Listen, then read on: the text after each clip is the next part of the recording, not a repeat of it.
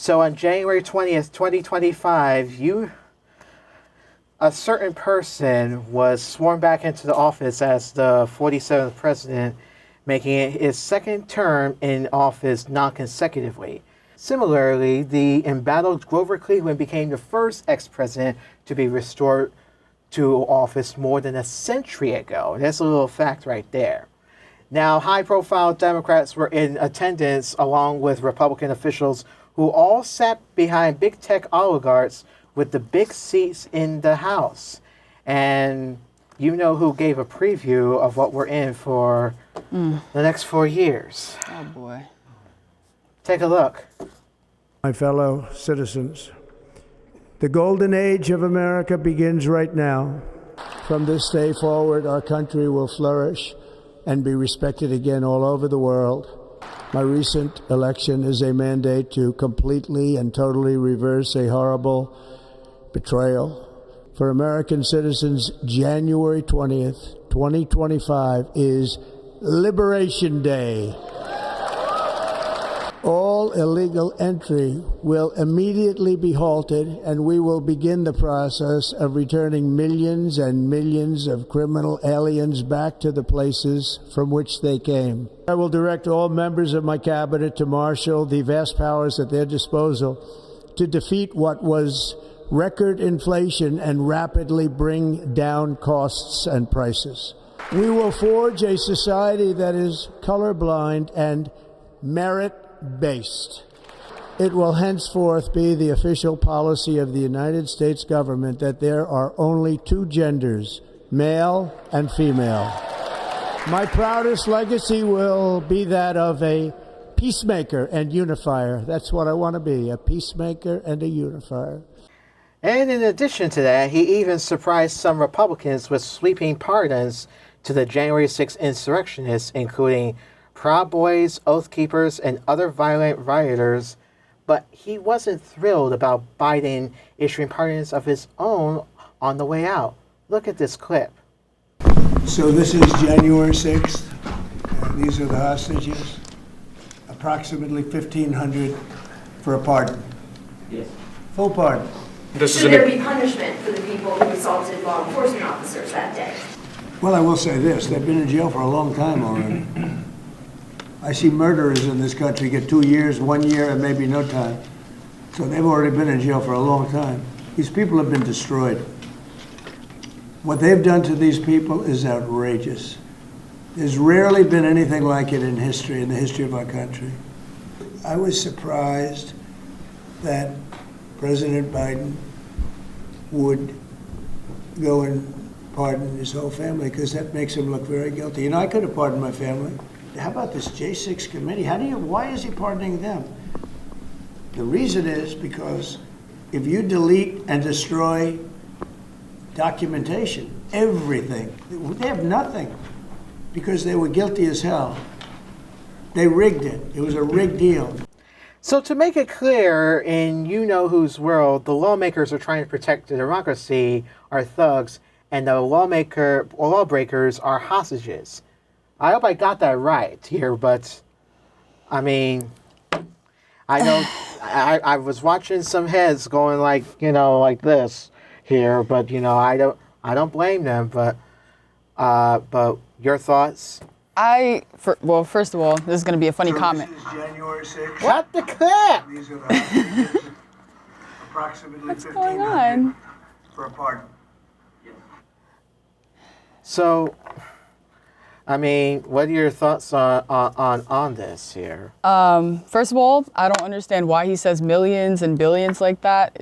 He sounds full of crap, I don't understand how It sounds like he's playing rhyme time here. Yes, like he's trying to convince you of something. And then another thing is how can I trust someone who's been bankrupt to multiple times at that to control money for me? That makes no sense. So those are my thoughts. But we know how I feel about him or that, whatever.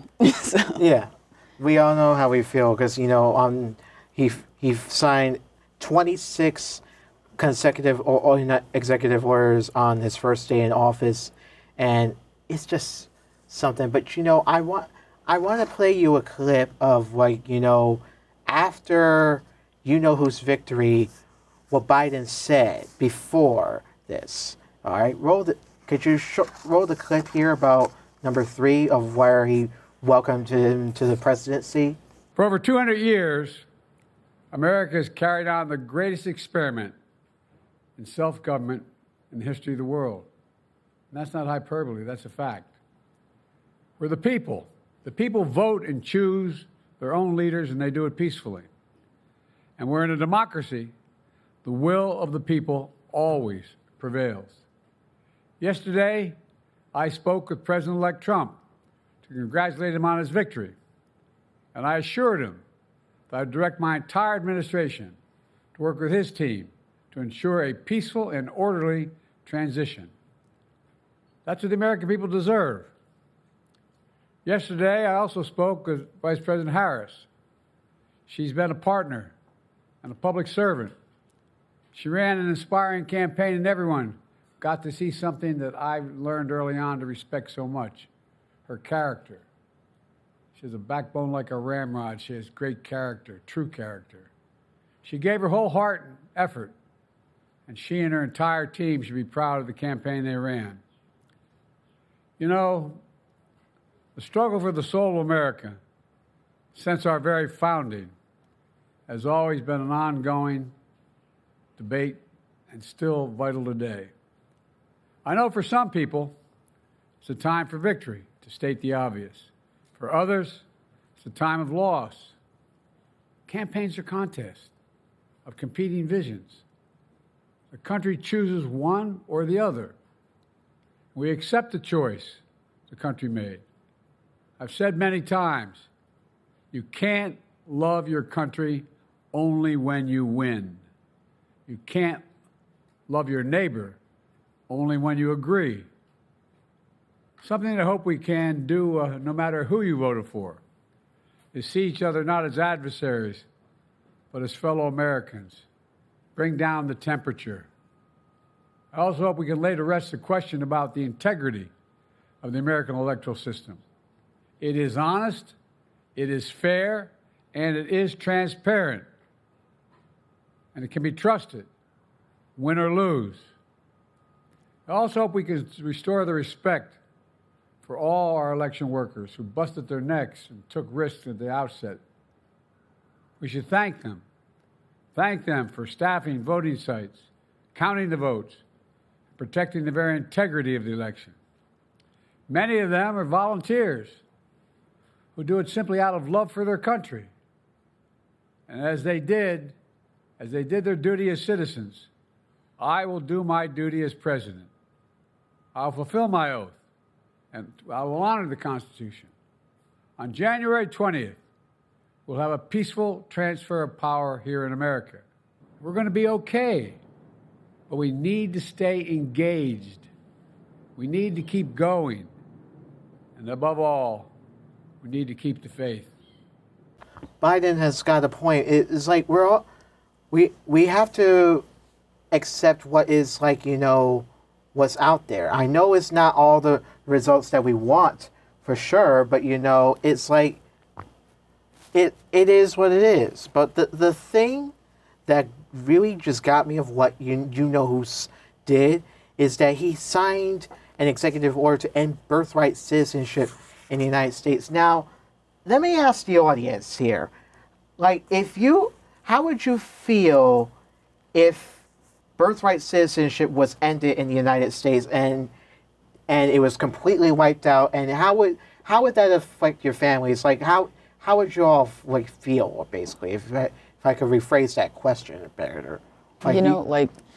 I get it. Like, how would you feel if, someone that close by, close to you, a sister, brother, uncle, even possibly a parent, because parents are also starting to discover themselves now.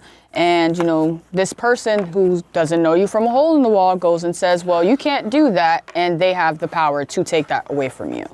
I feel like that's wrong.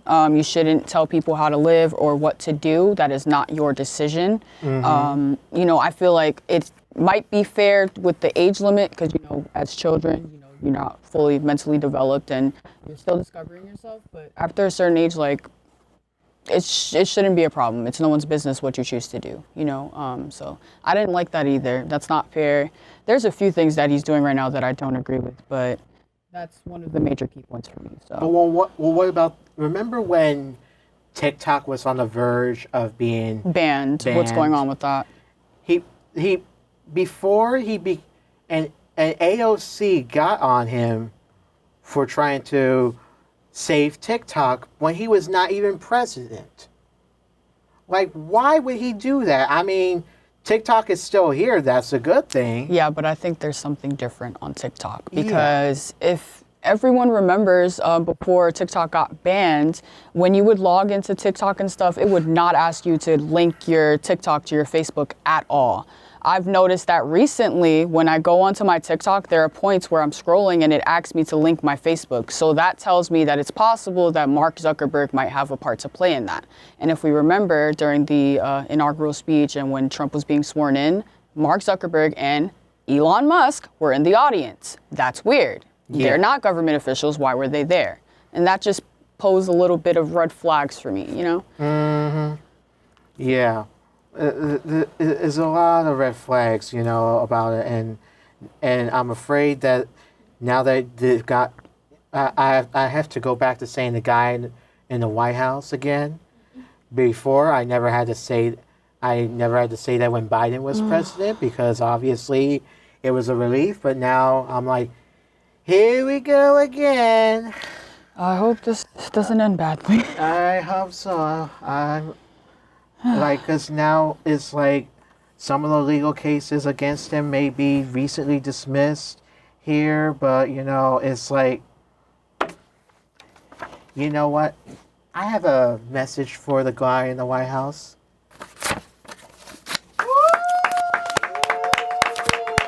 Kiss my behind! Loser. Yeah, seriously. I had to get that off my chest, you know? It felt good, I'm sure. It felt good. And listen, there's more. We have more to this, all right? So we're just going to take a deep breath.